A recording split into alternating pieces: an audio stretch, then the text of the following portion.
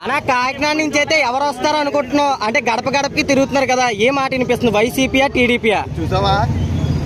పసుపు అదే వినిపిస్తుంది మొత్తం టీడీపీ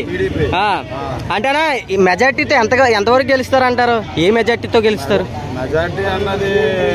మనం చెప్పలేం కానీ ప్రజలందరూ మాత్రం టీడీపీ వైపుకే చూపించారు అంటే వైసీపీలోను దెబ్బతిన్నదంతా ఇప్పుడు ఓటు విధంగా గుద్దుతారంటారా టీడీపీకి దెబ్బతిన్నారు చూస్తున్నారు కదన్న అందరూ చూసారు ఇప్పుడు ఇచ్చారు ఛాన్స్ అవకాశం నిలబెట్టుకోలేకపోయారు వాళ్ళు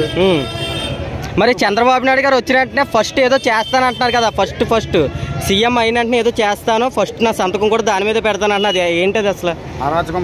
అరాచకం మీద మరి జాబ్ మేనిఫెస్టో అయితే ఓపెన్ చేస్తాను అంటున్నది ఎంతవరకు నిజం బాబు చెప్తే చేస్తారు మళ్ళీ అన్న క్యాంటీన్ మళ్ళీ వస్తాయంటారా చాలు భయ్య ఏమొద్దు 10 మందికి అన్నం తింటే చాలు భయ్యా అన్నం తీస్తారు భయ్యా తప్పయ్యా బాబు 5 రూపాయలు ఎవరికైనా అన్నం పెడతాం అటువంటిది 5 రూపాయలు భోజనం తీస్తారు ఏ పథకాలు వద్దు కానీ ఆ భోజనం అన్నం క్యాంటీన్ ఓపెన్ అయితే చాలు భయ్యా అన్న క్యాంటీన్ చాలు మరి జగన్ గారు ఎట్లా అంటారా ఉంది భయ్యా లేని భయ్యా పరిస్థితి ఎడుతున్నారు భయ్యా వాళ్ళు చాలు భయ్య ఇంకేమొద్దు కానీ ఇంక దేనికి సంబంధం చెప్పండి లాస్ట్ అయితే ఇక్కడికి అయితే మాత్రం టీడీపీ కాకినాడకి ఎమ్మెల్యే